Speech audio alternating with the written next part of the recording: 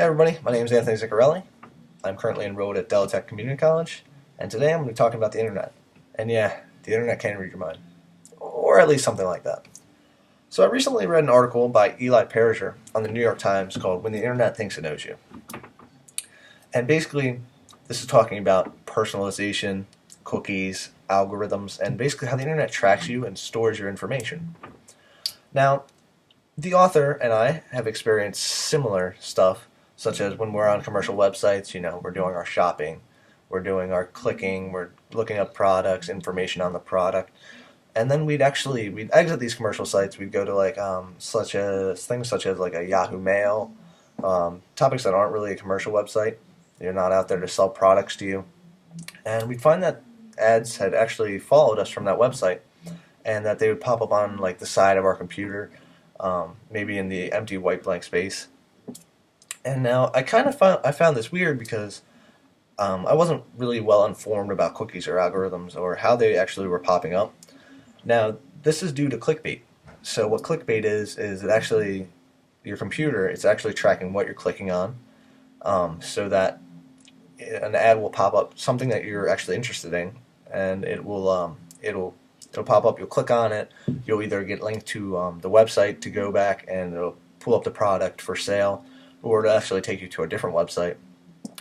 So I found this really interesting, so I looked up a little bit more on it, cookies and algorithms. And cookies, what they actually allow you to do is they will store your usernames, your passwords, if you allow it on your computer. Sometimes they hit the remember me button. I don't know if you guys have ever used that before.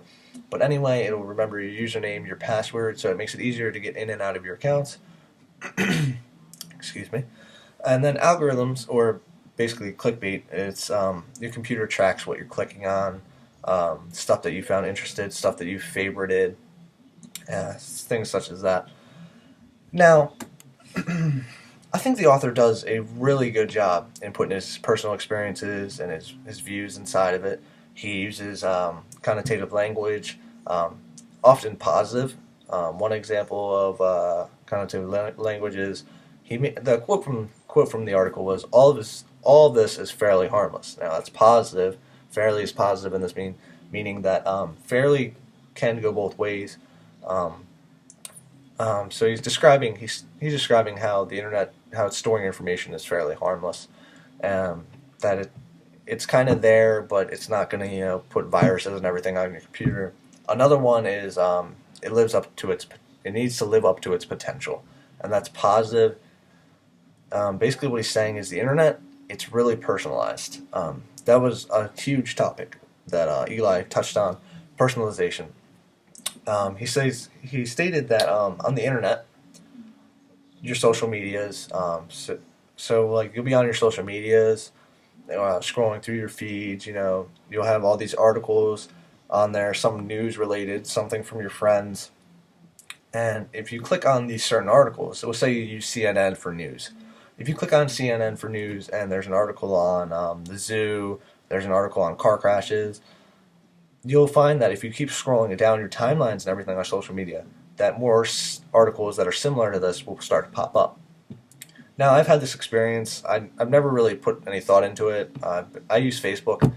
Facebook, I follow Delaware Online, which is a newspaper website.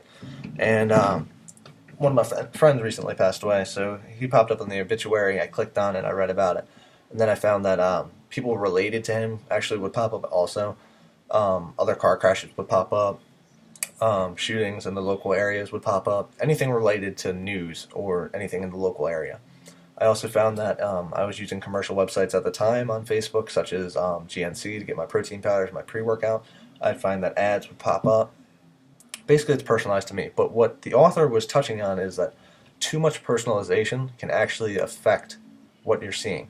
Basically, the internet gets so involved in your life, it stores so much information on you, that it's kind of protecting you from the real world and things that are going on outside of what you're interested in. So I put it to the test. I recently went on Facebook, created a new account, added some websites that I find interesting, just to see how personalization would affect me. And I found that oftentimes things that are being presented to you aren't exactly what you need to see. So, such as I do interesting memes. I would do things that actually excited me, things that would catch my attention, stuff that wasn't too dark or grim, stuff that would keep me interested. And I found that oftentimes articles about war, articles about other countries that are struggling, get passed over, and this is due to personalization. Personalization is a big key, and it's what leads to the internet reading your mind. Um, I think the author again did a really good job.